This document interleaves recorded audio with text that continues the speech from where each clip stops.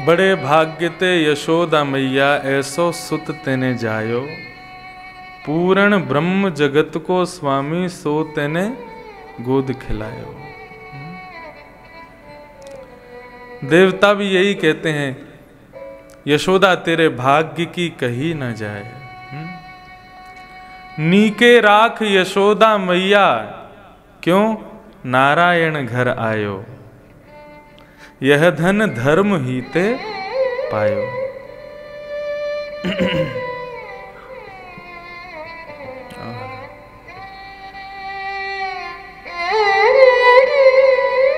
जो धन परो शीर सागर में, वेदहु पार न पायो,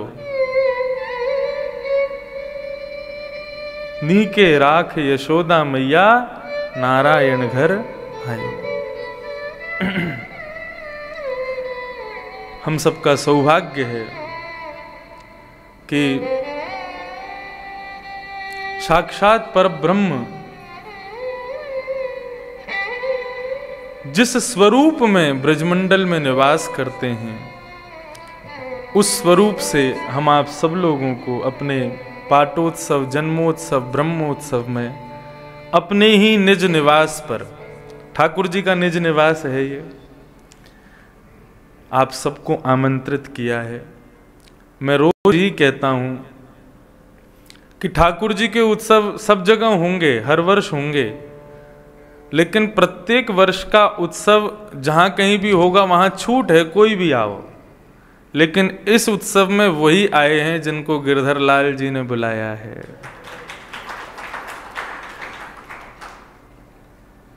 हम बाहर की कथा कहीं भी करें तो सबको आमंत्रित करते हैं, लेकिन अपने घर का कोई निजी कार्य हो, निजी कार्यक्रम हो तो सबको थोड़ी बुलाते हैं। बहुत गिने चुने लोगों को ही आमंत्रण भेजा जाता है। तो आप सबको मैंने तो नहीं बुलाया, श्री लाल जी ने ही कृपा करके प्रेरणा आप सबको दी और आप सब लोग यहाँ उपस्थित हुए हैं। लाल जी का ही आमंत्रण है, आप सब स्वीकार करें। श्री गिरधर स्वरूप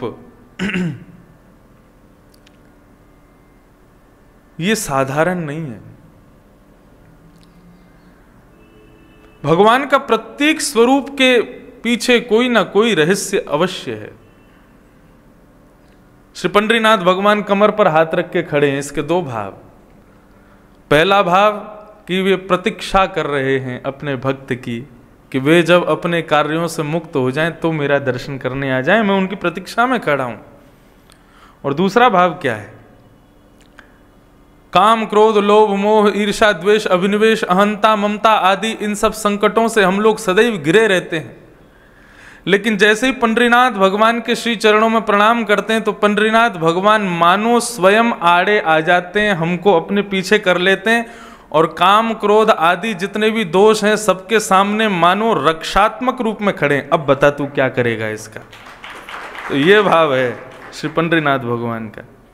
देखो ऐसे कब खड़े होते हैं? बालक को पीछे खड़ा करके और माँ खड़ी हो जाए ऐसे, मतलब सामने वाले, कभी कभी पिताजी बालक पर ज्यादा क्रोध करते हैं तो मैया ऐसे पीछे कर देती है बालक को, फिर खड़ी हो जाती है, छुओगे नहीं इसको।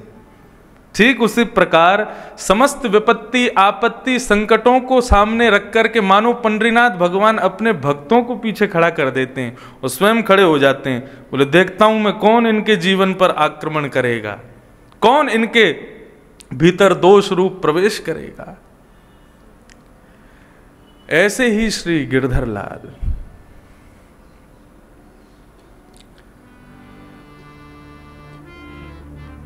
ये यशोदा जी के हृदय के स्वरूप हैं। ये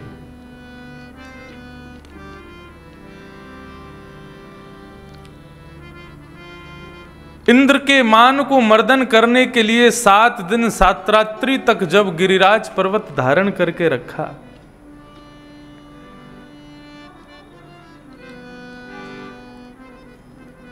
उस समय यशोदा मैया लाला के मुखमंडल की ओर देख रही है और कभी लाला की इकन्नी उंगली की ओर देखती है और इस स्वरूप को देख करके मैया को बड़ी घबराहट होती है।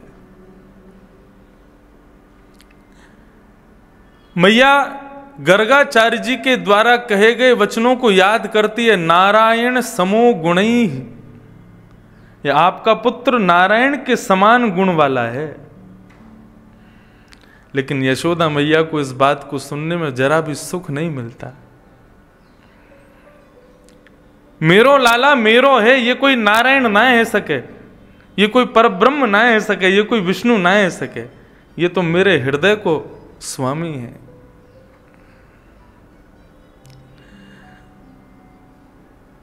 और गर्गाचार्य जी के उस भाव को जब स्मरण करती है और ठाकुर जी के द्वारा इस विलक्षण पर्वत को अपनी इकन्नी उंगली पर उठाए हुए देखती है तो यशोदा मैया को घबराहट होती है, कहीं वास्तव में मेरो लाला नारायण तो ना है, कहीं मेरो लाला परब्रह्म तो ना है। फिर मन में विचार करती है, नहीं नहीं ये तो मेरो लाला ही है, लेकिन फिर आता है कि ये परब्रह्म है। दोनों भाव मैया के हृदय में कुलाहल कर रहे हैं।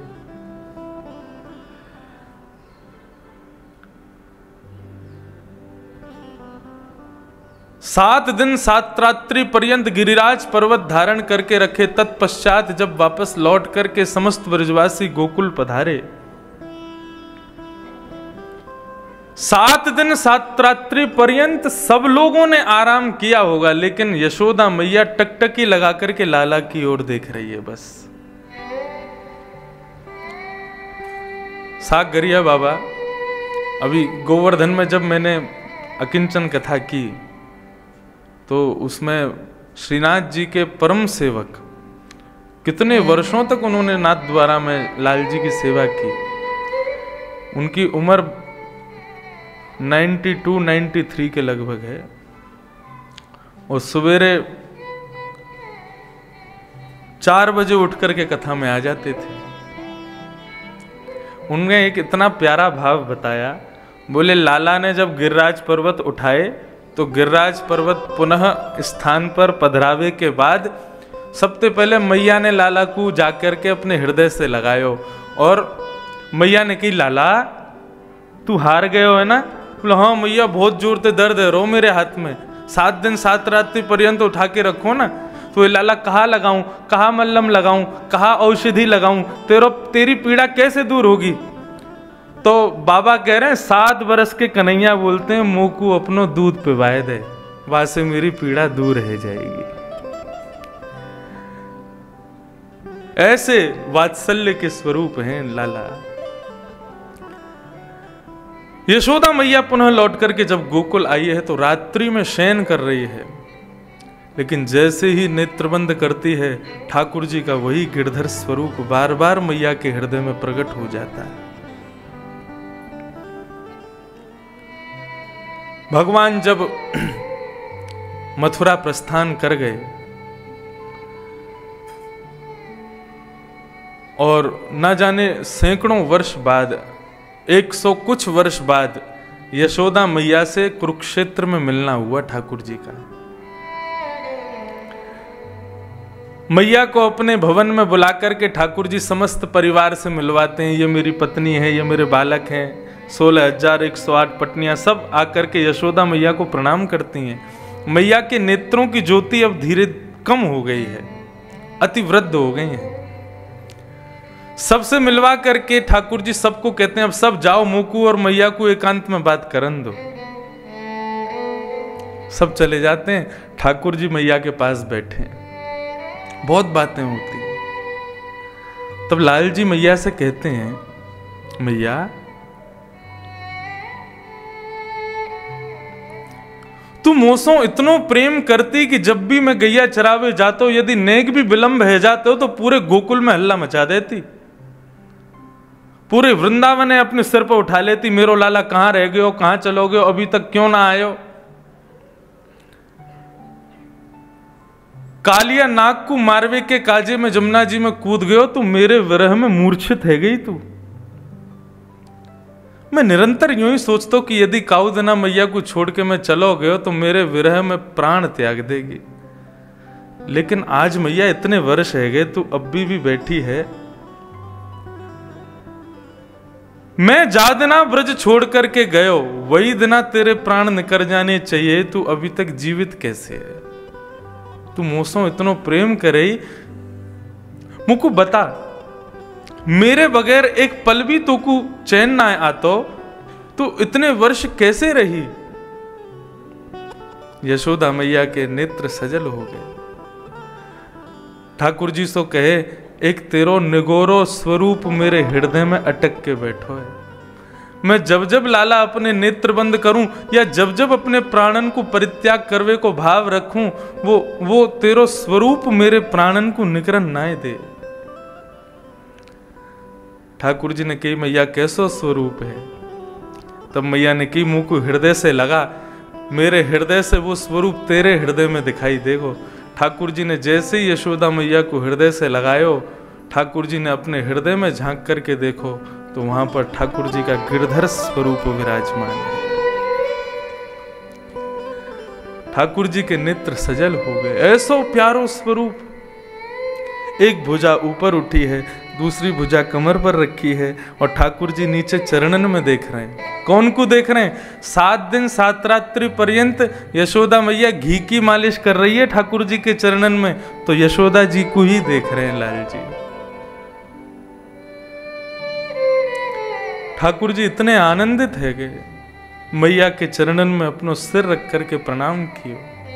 बोले, मैया तू देखियो, कलयुग में मेरो अवतार जब होगो सो होगो, लेकिन कलयुग के मानव सृष्टि को उद्धार करवे के काजे मैं स्वरूप को गिरिराज जी से प्रकट करूंगा। और वही यशोदा मैया के हृदय के स्वरूप इसी कलिकाल में श्री गोवर्धन पर्वत से श्रीनाथ जी के रूप में प्रकट हुए हैं। ये हैं श्रीनाथ जी, ये हैं गिरधर लाल।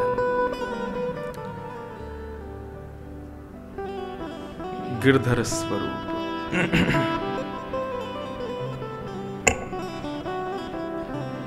आज हमारे लाल जी 2 वर्ष के है गए हैं। आज शाम को खूब बड़े भाव आनंद उमंग के साथ में ठाकुर जी का जन्मोत्सव मनाया जाएगा।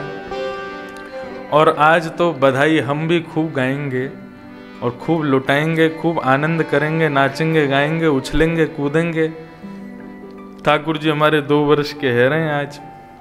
आप सब लोग भी समय से पधारो। सुबह कथा में तो सब आते हैं, शाम को उत्सव में भी परसों तक तो सब थे, कल थोड़े नहीं थे तो हमें थोड़ी चिंता हुई कि लाल जी के स्वरूप को देख रहे कोई नहीं आया। कल तो किशोरी जी बन के बैठे हमारे लाला, इतने प्यारे लग रहे कि हम क्या बताएं। ठाकुर जी को कल जब आरसी को दर्शन करा रहे, ठाकुर जी को खुद दिखा रहे कि आप देखो कैसे, तो एक बार को ऐसी लगी कि ठाकुर जी खुद घबरा गए। अरे ये मैं कहा है वो, मैं तो अंतर ध्यान ही है गए, तो किशोरी जी प्रकट है गई हैं। ऐसे सुंदर हमारे लाल जी। आज ठाकुर जी को जन्मोत्सव, ठाकुर जी पालना झूलेंगे। सब लोग अपने अपने स्थान से ठाकुर जी को खूब बधाई दियो, खूब आशीष दियो। चिरजीवो नंदलाल, रानी तेरो चिरजीवो गोपाल। खूब आशीष दी। कथाक्रम में हम लोग प्रवेश करें।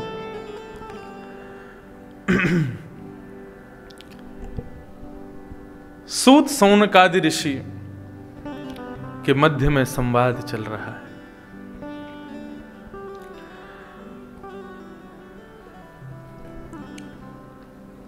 सौनकादि ऋषियों के प्रश्न करने पर 24 अवतारों के विषय में श्री सूत जी महाराज ने बताया। ठाकुर जी के अनंत अवतारों के विषय में बताते हुए श्री सूत जी महाराज कहते हैं, एते चांश कलह पुंस कृष्णस्तु भगवान स्वयं। भगवान के जितने भी अवतार हैं, भगवान के केवल 24 अवतार हैं, ये मानना नहीं चाहिए। अनंत अवतार हैं ठाकुर जी के।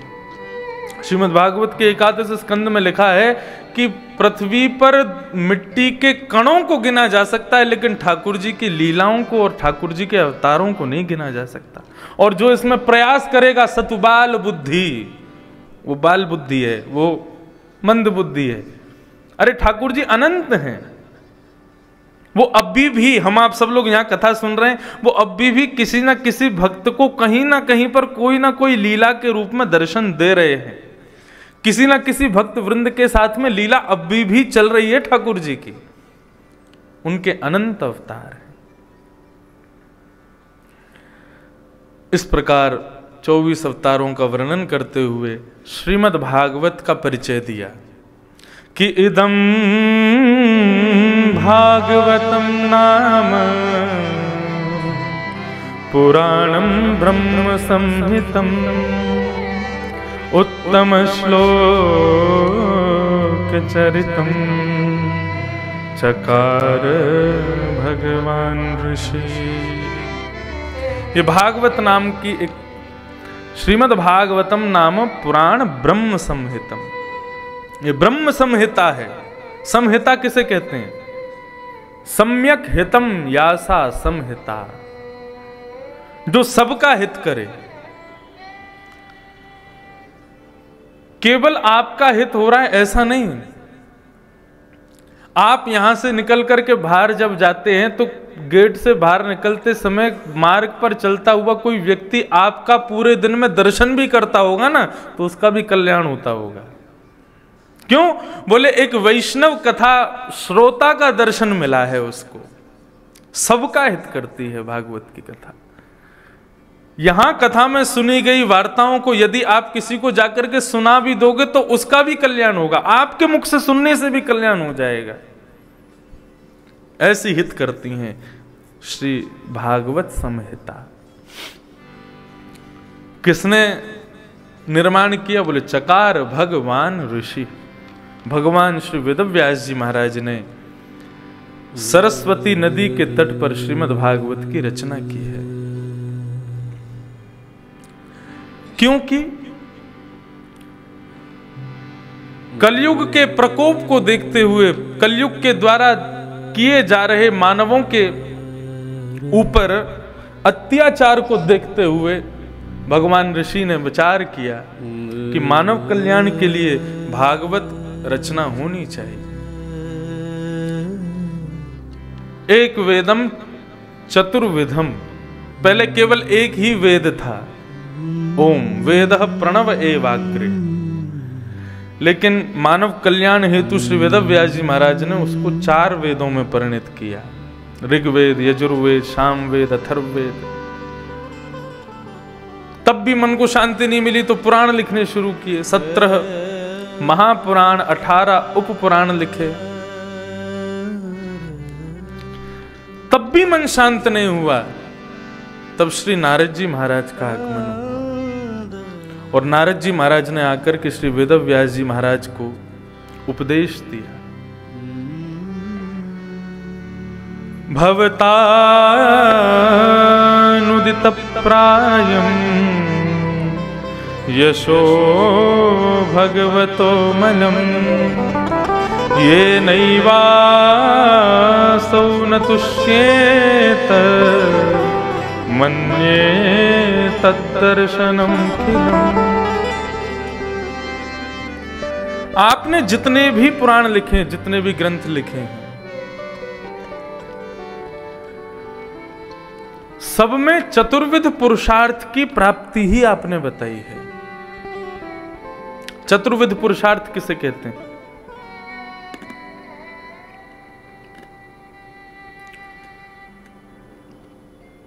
जो हम सब चाहते हैं।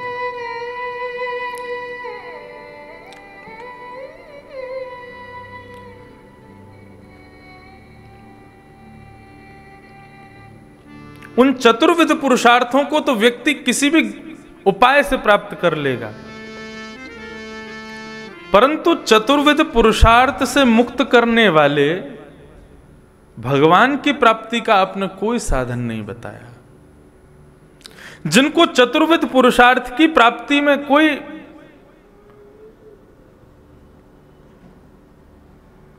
इच्छा नहीं है, उनके लिए आपने क्या लिखा है?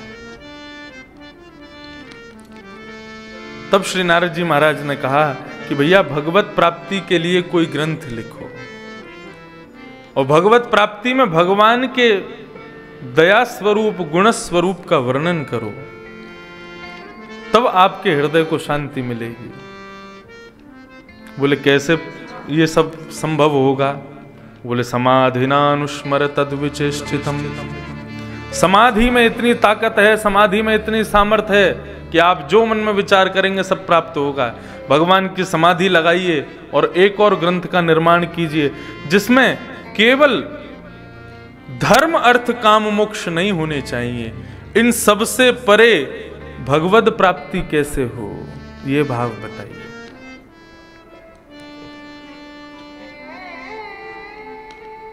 श्रीमद् भागवत श्रवण से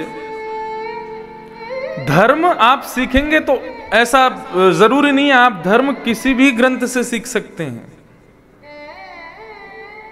अर्थ किस प्रकार कमाया जाए ये आप किसी भी विषय में जान सकते हैं।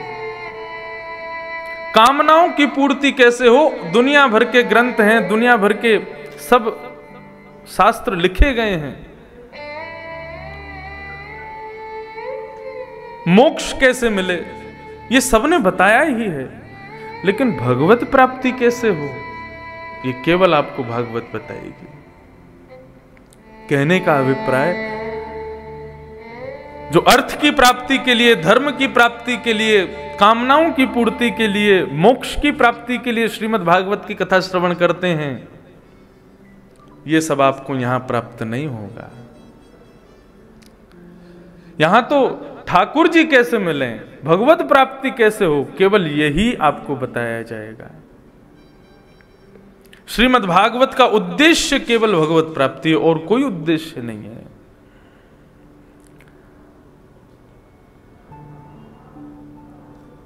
पूज्य पिताजी महाराज की कथा में एक बार पूज्य श्री मुरारी बापू ने एक बड़ी अच्छी बात कही।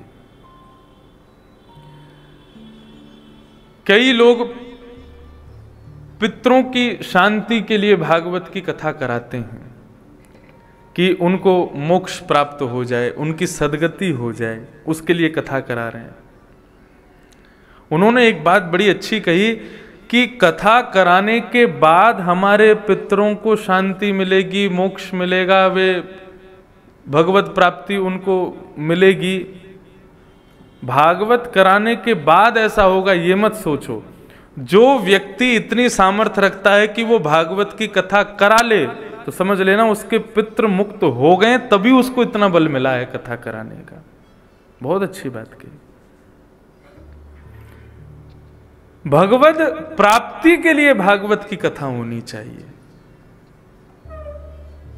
यही भागवत का मूल उद्देश्य है। श्री नारद जी महाराज ने समाधि का भाव बताया। वेद व्यास जी महाराज समाधिस्थ हुए। नारद जी ने अपने पूर्व जन्म की कथा बताई और कहा, मैं एक दासी पुत्र था, संतों के संग के कारण मुझे एक श्लोक की प्राप्ति हुई। ओम नमो भगवते वासुदेवाय, ये 12 अक्षर मंत्र है। ये भगवान का एक प्रकार से आप समझें तो ये भगवान का फोन नंबर है, 12 अक्षर मंत्र। निरंतर इसका गायन और इसका स्मरण करते रहना चाहिए। ये सबसे बड़ा मूल मंत्र है। इस 12 अक्षर मंत्र को जपते जपते मैंने अपने पूर्ववर्ती देह का परित्याग किया और मैं पुनः प्रकट हुआ नारद के रूप में। भगवान ने अपने पुत्र के रूप में मुझे स्वीकार किया, पौत्र के रूप में। पुत्र ब्रह्मा और ब्रह्मा के पुत्र नारद। व्यास जी, आप भी समाधि लगाइए और समाधि लगा करके एक दिव्य ग्रंथ की रचना करो। तब श्री वेद व्यास जी महाराज ने ब्रह्म नदी के तट पर, सरस्वती के तट पर भगवान का स्मरण करते हुए समाधिस्थ हुए हैं। और जैसे ही समाधि पूर्ण हुई है, समाधि पूर्ण होते ही सामने देखा तो श्रीमद् भागवत संपूर्ण रचना हो चुकी है समाधिस्थ भाषा में। इसीलिए समाधिस्थ भाषा है श्रीमद् भागवत की, अन्य पुराणों से बिल्कुल पृथक है, सबसे क्लिष्ट संस्कृत है श्रीमद् भागवत की। ऐसे अद्भुत ग्रंथ का समाधि में निर्माण किया श्री वेदव्यास जी महाराज ने। अब मन में विचार करने लगे कि इसको गेहे गेहे जने जने घर घर में जन जन तक कैसे पहुंचाया जाए। तब श्री वेदव्यास जी महाराज ने सोचा कि केवल मेरे पुत्र सुखदेव ही इस कार्य के लिए योग्य हैं, लेकिन कैसे संभव हो, वो तो वन में चले गए हैं ब्रह्म का ध्यान करने के लिए। तब अपने शिष्य बालकों को कुछ श्लोक रटा दिए वेदव्यास जी ने और कहा कि आप जाकर के हिमालय की कंदराओं से जब जब आप पुष्प आदि लेने जाते हैं तो इन श्लोकों का गान किया करना।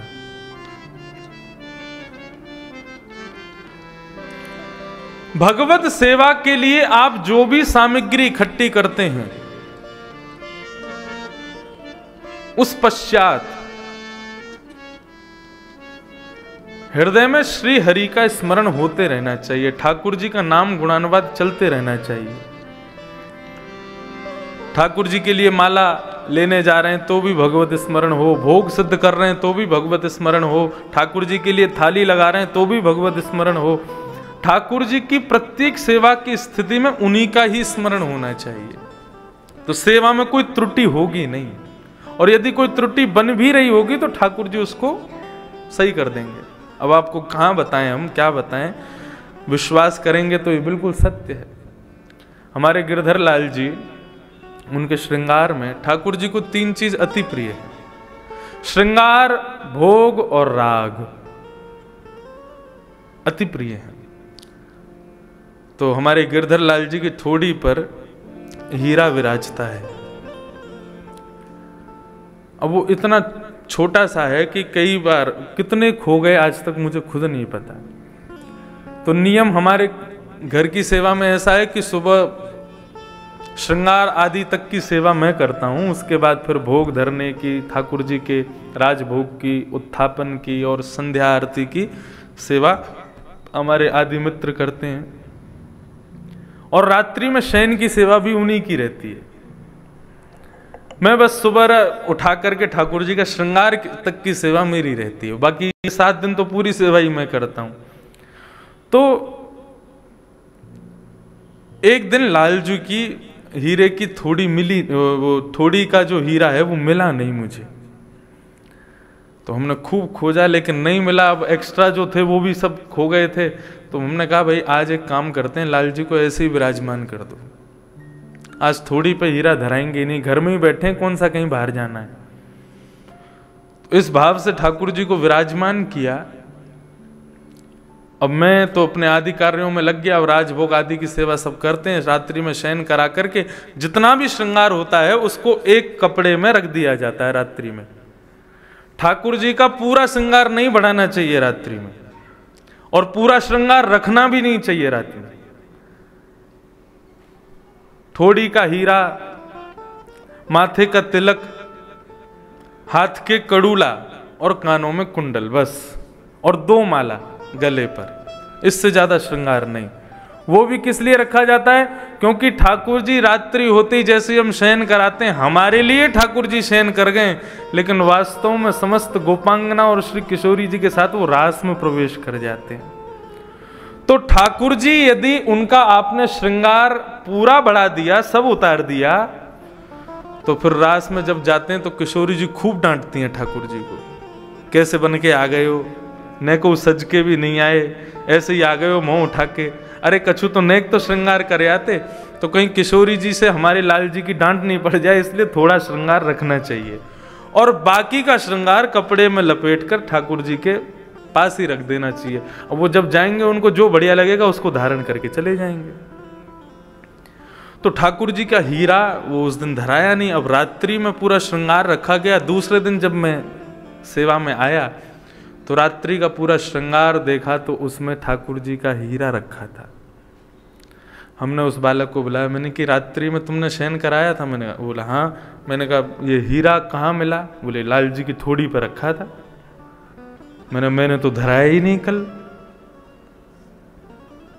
अब हम क्या श्रृंगार के बाद ठाकुर जी का चित्र भी लेते हैं, तो मैंने चित्र दिखाया, मैं देखो ये मेरा चित्र है, इसमें ठाकुर जी की ठोड़ी पर हीरा नहीं है। उसने कहा महाराज जी ये राजभोग का चित्र, अपने फोन में दिखाया, उसमें ठाकुर जी ने हीरा पहना था। अब हम दोनों संकोच में, हमारे अलावा कोई आता नहीं लाल जी के पास, ये हीरा आया कहां से ठोड़ी पर। हमने अपनी पूज्य माता जी से कहा, तो हमारी माता जी बोली कि लाला हमारे नाना जी की कृपा से हमको गिरिराज जी में, श्रीलाल जी की सेवा में खूब प्रेम है, खूब भाव है। उन्हीं के द्वारा बताए जाते थी लीलाएं, उसी से ही प्रेम बढ़ता था।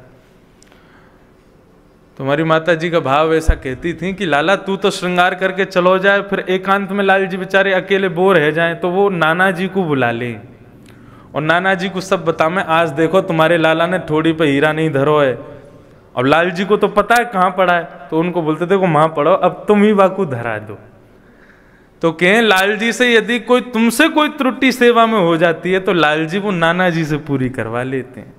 और वास्तव में आज तक ठाकुर जी के श्रृंगार में कोई भी कसर रह जाती है, ठाकुर जी स्वयं पूरी कर लेते हैं। ये तो मेरा अनुभव है। तो ये कैसे संभव हो? ठाकुर जी की सेवा की पूरी प्रणाली में सर्वश्रेष्ठ क्या है? श्रृंगार कितना सुंदर आप कर रहे हैं वो जरूरी नहीं है, श्रृंगार करते समय हृदय के भाव क्या चल रहे हैं वो बहुत जरूरी है।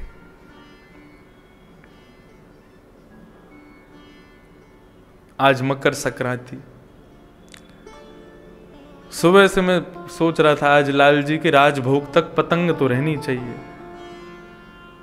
अब पतंग हमारे पास थी नहीं, सुबह मंगला की आरती की तो एक वैष्णव पतंग खुद ही दे के चले गए।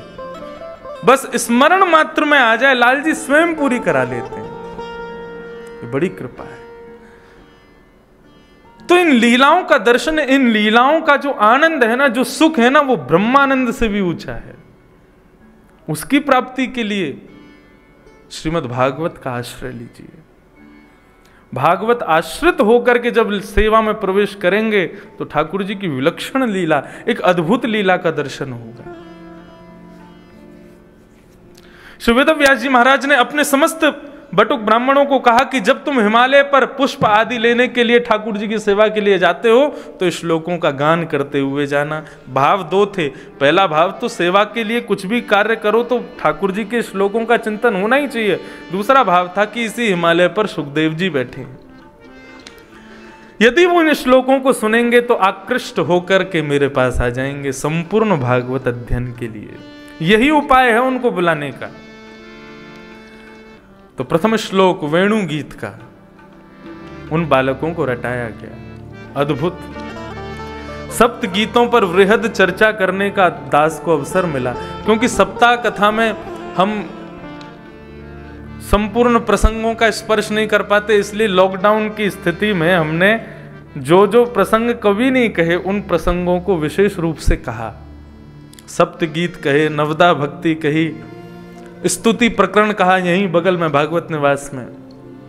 तो इस प्रकार भागवत के कई प्रसंग जो कभी सप्ताह कथा में कहने का अवसर नहीं मिल पाता, वो इस लॉकडाउन में कहने का अवसर मिला। तो उसमें वेणु गीत आप लोग YouTube पर सुन सकते हैं उनको। वेणु गीत का आप श्रवण करेंगे महाराज, ऐसा अद्भुत ठाकुर जी के रूप का वर्णन। और उसमें एक स्वरूप तो ऐसा है कि उसको जब जब मैं चिंतन करता हूं तो आनंद आ जाता है। गोपियां कह रही हैं कि इस यमुना को जो अधरामृत प्राप्त होता है ठाकुर जी का, ऐसा अधरामृत किसी को प्राप्त नहीं होता। कैसे? लाल जी गैया चराने जाते हैं और गैया चराते चराते छोटे छोटे बछड़ा बछिया जो लाल जी के छोटे छोटे संग में रहे, वो जाकर के यमुना जी को देखते ही यमुना जी के मुख में, गैया पानी कैसे पीती है, तो यमुना जी में मुख लगा करके और अपनी जीभ निकाल के, ऐसे जीभ नहीं निकालती गैया, उसी में मुख लगा के और होठों से फिर ऐसे पानी पीती है। और ठाकुर जी उनको देखते हैं, छोटे छोटे बछड़ा बछियाओं को। वाह, ये बड़ी बढ़िया तरीका है जल पीने का। तो ठाकुर जी भी उन बछड़ा बछियाओं की तरह दोनों हाथ जमीन पर रख के और नीचे झुक करके, जैसे बछड़ा पानी पी रहे हैं वैसे लाल जी भी पानी पीते हैं। और श्री यमुना महारानी आनंदित हो जाती हैं। उस स्वरूप का वर्णन वेणु गीत में करती हैं गोपियां। अद्भुत है वेणु गीत, समस्त गीत भागवत के अद्भुत हैं।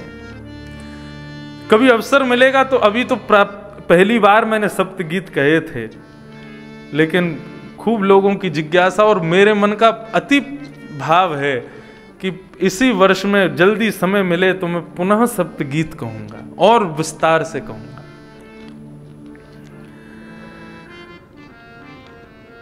समस्त बालकों को वेणु गीत का श्लोक याद कराया।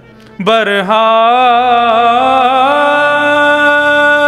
पीड़म नटवर वपु कर्णयो कर्णकारं विभ्रदवा सह कनक कपिसं वैजयन्तीं च माला रंध्रान वेणु अधर सुधया पूरयन् गोप वृंदे वृंदारण्यं स्वपदरमणं प्राविशद गीत की।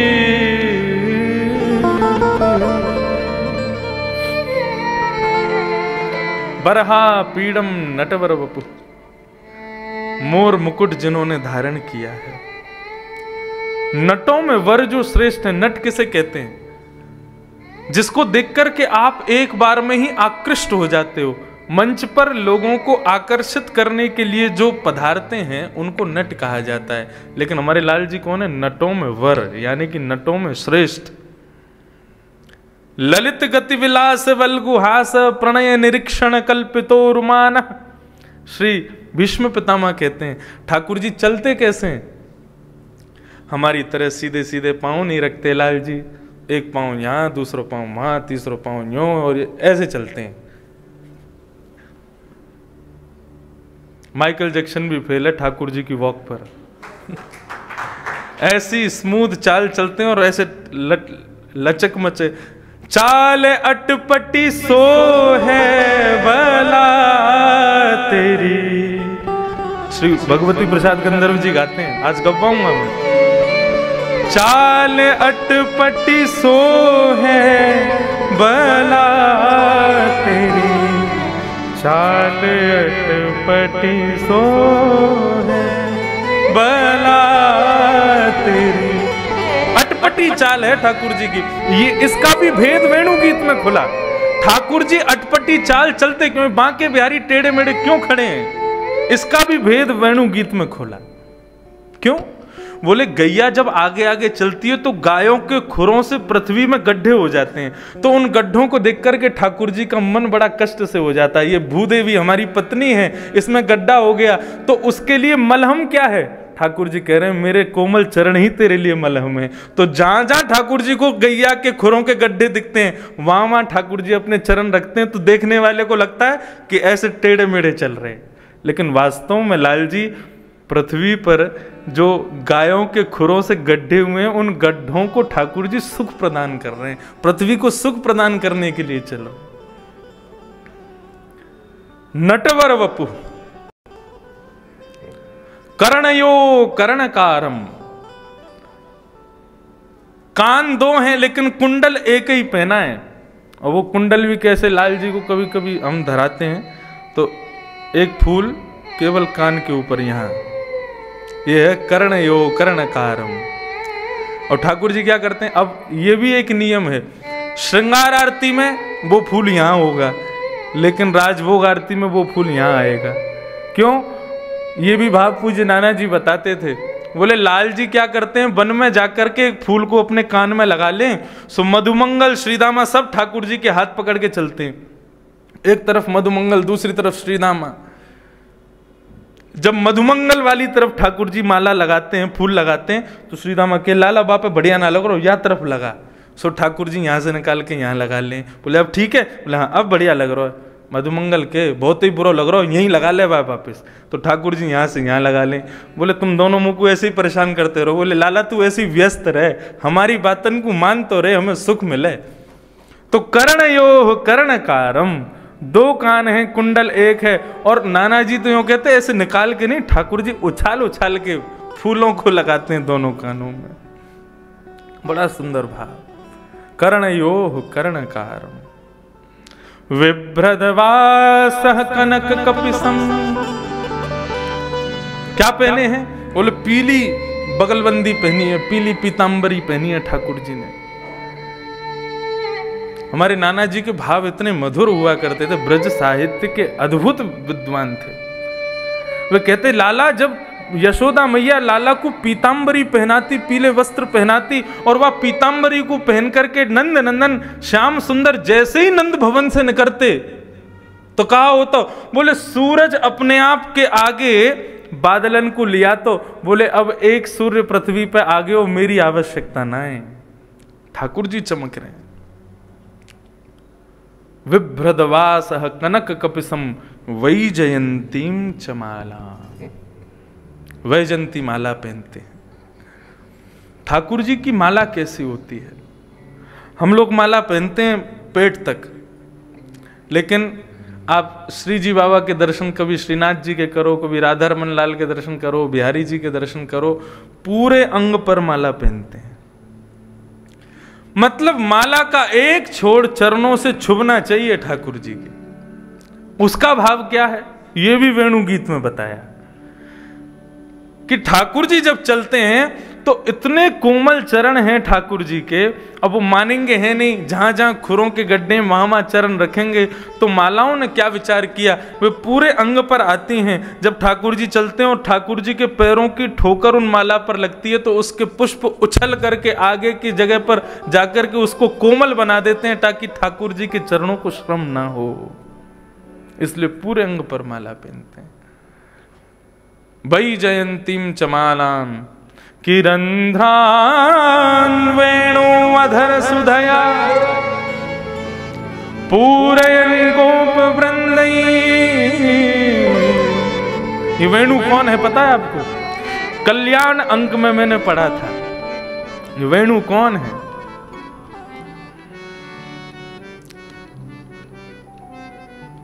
श्री रघुनाथ जी जब रावण का वध करके पुनः वापस लौट के अयोध्या आए तो उन्होंने भरत जी से पूछा कि हनुमान ने हमारी इतनी सहायता की है कि हम उसके ऋणी हो गए हैं। सावधानी से सुनिएगा, किसी भक्त का भाव है, बहुत सुंदर भाव है। हनुमान जी की हमने इतनी सहायता करी है कि हम उनके ऋणी हो गए हैं। उनके ऋण को हम कैसे चुकावें, हमको समझ नहीं आ रहा, आप ही कोई उपाय बताओ। भरत जी महाराज बोले 14 वर्ष तक आप वन में थे तो हमारे प्रत्येक प्रश्न का उत्तर आपकी चरण पादुकाओं ने दिया। हमारे लिए प्रथम पूज्य आपके चरणार विंदों की पादुका हैं। तो हे रघुनाथ जी, आपके संशय को भी पादुका ही दूर करेंगी, आप जाकर के उनसे आज्ञा लो। तो श्री रघुनाथ जी अपनी चरण पादुका जो 14 वर्ष तक अयोध्या की राज्य गद्दी पर विराजी थी, उनसे रघुनाथ जी पूछते हैं। हमारे प्रिय प्रेमी भक्त श्री हनुमान जी ने बड़ी सेवा की है हमारी। उनके ऋण से हम कैसे उऋण हों, हमें बताओ। क्योंकि वैसे कुछ करूंगा तो हनुमान कुछ करने नहीं देंगे मुझे। मैं चाहता हूं कि मैं अज्ञात रूप से कुछ कर दूं और मेरे ऋण जो मेरे ऊपर उनके प्रेम का चढ़ा है वो पूर्ण हो जाए। तब चरण पादुकाओं ने प्रत्युत्तर दिया, महाराज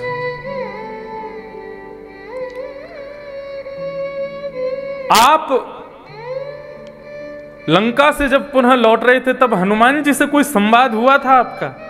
बोले हाँ। बोले क्या संवाद हुआ था? बोले हनुमान जी महाराज मुझसे निवेदन कर रहे थे कि दंडकारण्य वन के संतों को आप दर्शन देने चलो। तो बोले आपने क्या कहा? बोले मैंने कहा कि भाई 14 वर्ष पूर्ण हो गए, यदि अब दंडकारण्य वन जाएंगे वहां हजारों संतों से मिलने में समय व्यतीत करेंगे तो भरत जी वहां प्राण त्याग देंगे, इसलिए हम उन संतों से मिलकर के नहीं आए। तो पादुका कहती हैं, बोले श्री हनुमान जी ने उनको वचन दिया है उन सब संतों को कि वे आपको उनके मध्य लेके जाएंगे। हनुमान जी तभी से चिंता में है कि उन संतों को मैं क्या कहूं जिनको मैं वचन दे के आया हूं। रघुनाथ जी बोले तो फिर अब क्या होगा? बोले प्रभु अब वही सब संत अपने तपस्या के बल से ब्रजमंडल की गोपांगनाएं बन के प्रकट होंगे। आप उसी ब्रजमंडल में श्री कृष्ण के रूप में प्रकट होंगे और उन संतों को दिए वचनों को पूर्ण करने के लिए आपकी वेणु के रूप में श्री हनुमान जी प्रकट होंगे। और जब आप अपने अधरों पर हनुमान जी को लिटा करके जब अपने हृदय के भाव से अपने कोमल उंगलियों से जब अपने प्राणों को पिरोगे, तब हनुमान जी स्वर के माध्यम से शब्द लेकर के जाएंगे और प्रत्येक घर की गोपांगना को आपकी रास लीला की भूमिका में लाएंगे। ये लीला पूरी होगी।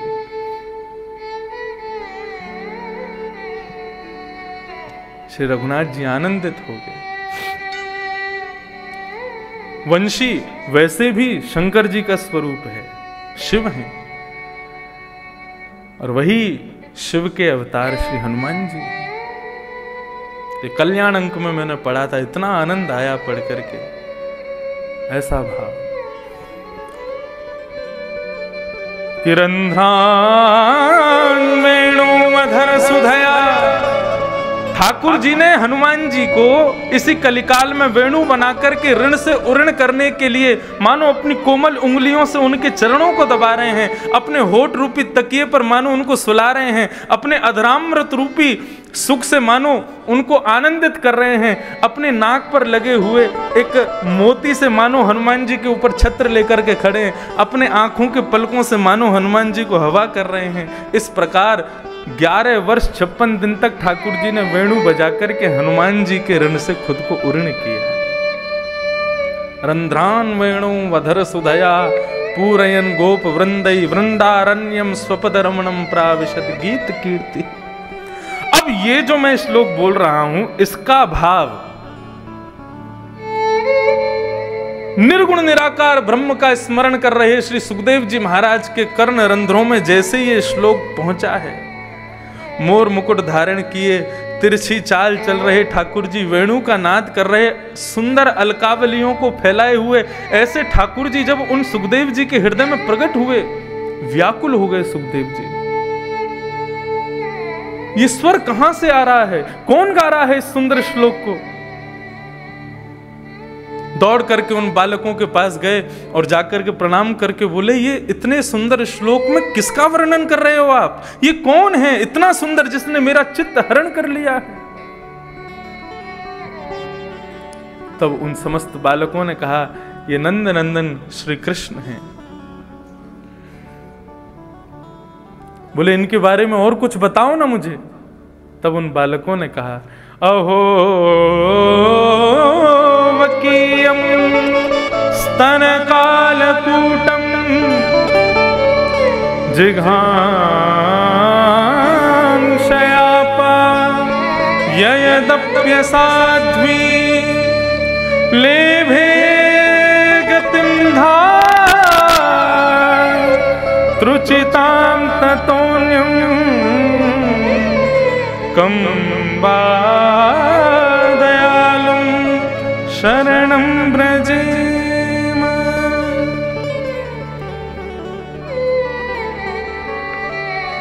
अहो बकीयम स्तनकालकूटम जिघांशयापा यदप्य साध्वी लेभे गतिम धा त्रुचितां ततोन्यम कंबा दयालुं शरणं व्रजेम। उनकी दयालुता का भाव बताया। बोले स्तनों में विष लगा करके आई थी इन्हीं नंदनंदन को मारने ये पूतना। सुखदेव जी कह रहे हैं अच्छा फिर? बोले इन नंदनंदन ने पता है क्या किया? बोले क्या किया? बोले उसके प्राण हरण करके उसके प्राणों को ठाकुर जी ने यशोदा की पदवी पर पहुंचा दी। जो उनकी माता यशोदा को पदवी मिलने वाली है वो उन्होंने पूतना को दे दी। कंबा दयालुम शरणम ब्रजेम, इनसे ज्यादा दयालु और कौन हो सकता है?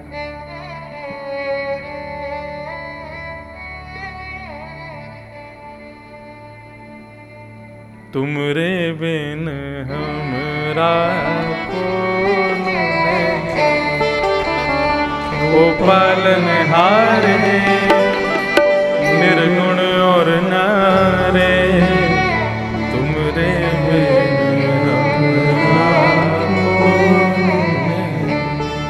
कितने दयालु हैं ठाकुर जी। एक प्रसंग आता है, अयोध्या से रघुनाथ जी जब अपनी लीला पूरी करके जा रहे थे, आज रघुनाथ जी का बड़ा स्मरण हो रहा है।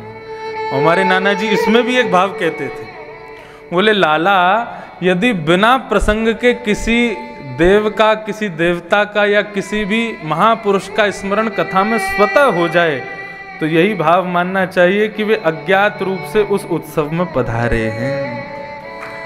तो आज तो भैया 33 करोड़ देवता विराज रहे हैं इसी हॉल में, हमारे लाला को आशीष देवे आए हैं, बधाई देवे आए हैं। तो श्री रघुनाथ जी जब अपनी लीला पूरी करके वैकुंठ प्रस्थान कर रहे थे, ठाकुर जी की दयालुता का भाव, तो अयोध्या में जितने परिकर हैं सबके लिए विमान आया, लेकिन उस व्यक्ति के लिए विमान नहीं आया जिसने सीता जी पर संदेह किया, संशय किया था। सब लोग विमान में बैठ करके जाने लगे तो श्री हनुमान जी से रघुनाथ जी बोले, अब अयोध्या में कोई रह तो नहीं गया, सब लोग आ गए ना विमान में, सबके लिए अलग अलग विमान आ गए हैं ना। बोले हाँ महाराज जी सबके लिए आ गए। लेकिन तभी रघुनाथ जी को दिखा सरजू जी के किनारे बैठा हुआ एक दीनहीन सा व्यक्ति रुदन कर रहा है। हनुमान ये कौन है, ये क्यों रो रहा है? बोले श्री सीता जी पर संशय करने वाला वही व्यक्ति है, इसके लिए विमान नहीं आया। और ये जिस किसी के भी विमान में इसने चढ़ने का प्रयास किया है तो विमान उड़ा ही नहीं।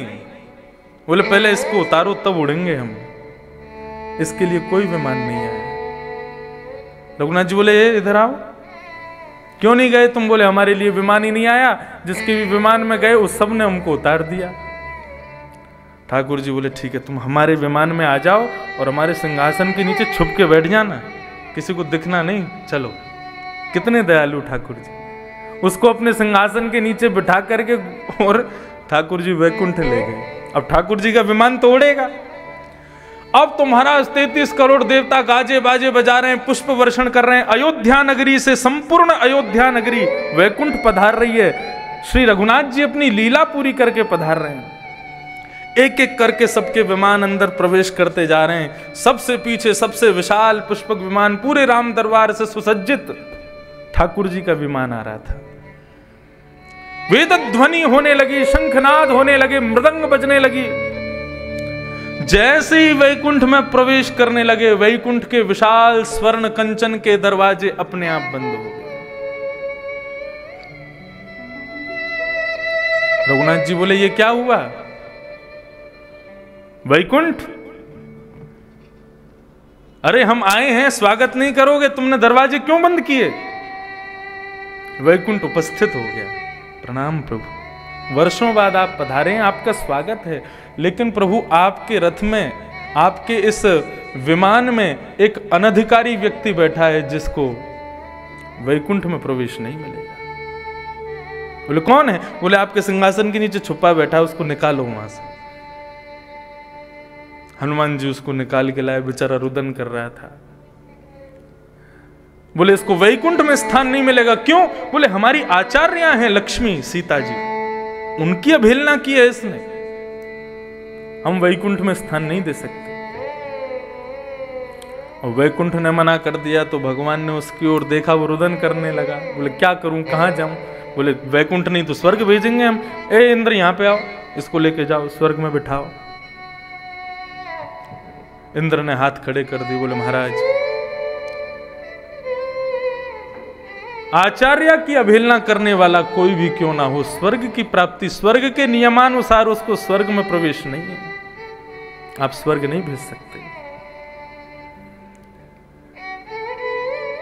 भगवान ने प्रत्येक स्थान के नियम बना रखे हैं।